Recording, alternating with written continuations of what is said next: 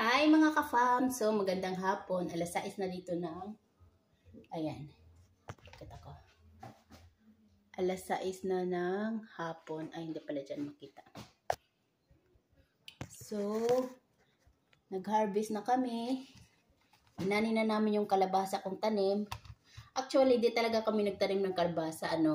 Sabi niya kasi magtanim daw kami ng pakwan.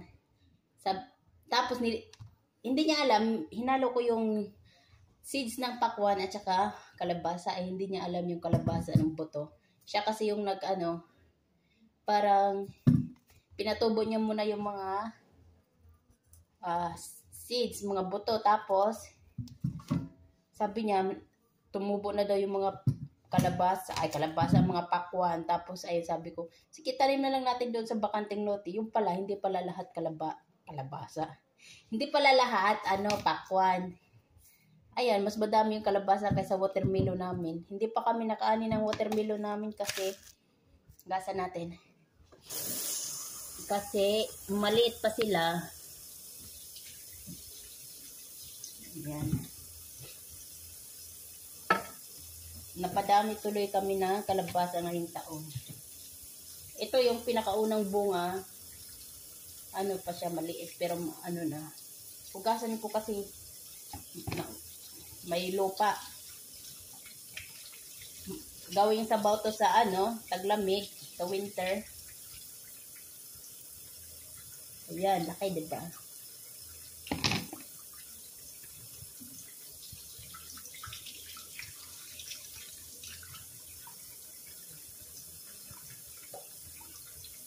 Ganda. Hugasan ko ng ay. Meron pa akong isang kalabasa dun sa lamita, anong tawag doon. Hindi ko pa nagulay kasi iniisip ko sa winter ko na lang gawing gulay kasi pag malamig gawing sabaw, masarap.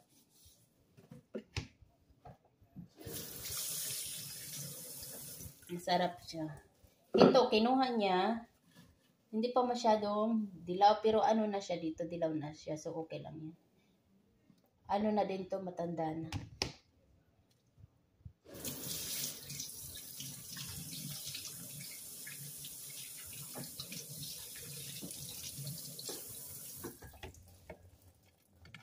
Libre na din to. Wala kami nilagay dito na fertilizer kasi, wala lang, naisip lang namin kasi mas maganda pag walang fertilizer. Siguro kung may fertilizer to, madami yung bunga. Yung fertilizer namin ginamit, yung lang, baking soda, ganon. Ito. Bili-bili na kayo. Nag-online selling na. Tapos may isa na bulok.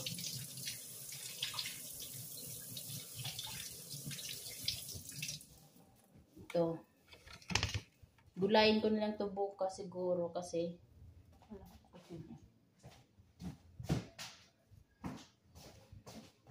masarap to haluan ng sardinas. Kasi may sardinas naman ako na isa, ay dalaw pala nabili ko. Ayan, may sardinas naman ako dito nabili. Anuhin ko na lang. Lutuin bukas. Ako maingay. Ganyan siya. Ganito yung kalabasa dito eh. Kakaiba. Tanggalin natin to.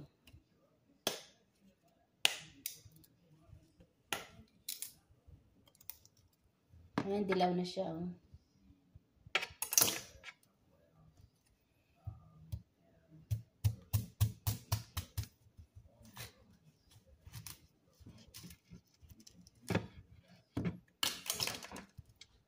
Diba? Ganyan lang yung kalabasa dito. Bumili lang ako last year ng isang, siguro ganito yung kalaki na binili ko. Tapos yung buto niya, inipon ko. Hinalo ko doon sa watermelon na buto. So, ayun na nga nangyari. Sakit sa mata ka-Facebook. Ayan din na nangyari. Lagyan ko to bukas ng sardinas. Maganda sana kung may talong or may... Yung okra ko naman, naubos ko na yung naani ko kasi kinain ko na. Pero mayroon pa namang palaki bukas. Baka may makuha pa ako.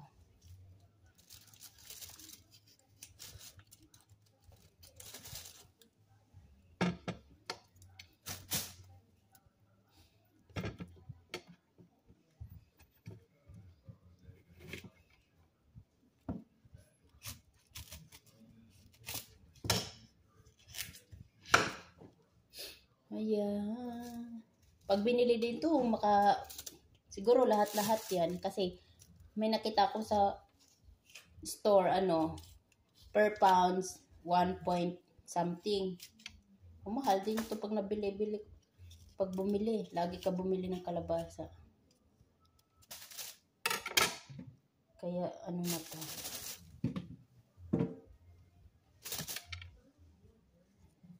Lebreng-lebre na to. Balatan natin.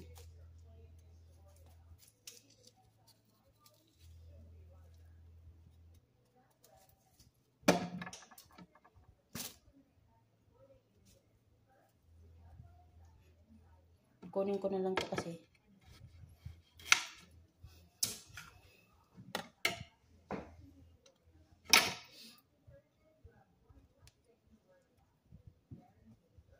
Maingay kasi may chopping board naman ako na doon. Kaso, ito na lang. Ito chopping board din to. Kaso maingay. Ayan na. Baka magising si baby tulog ko. Iwain natin. Ayan na nga, gising na. Sige, bye-bye. Thank you for watching. Next time ulit. Thank you.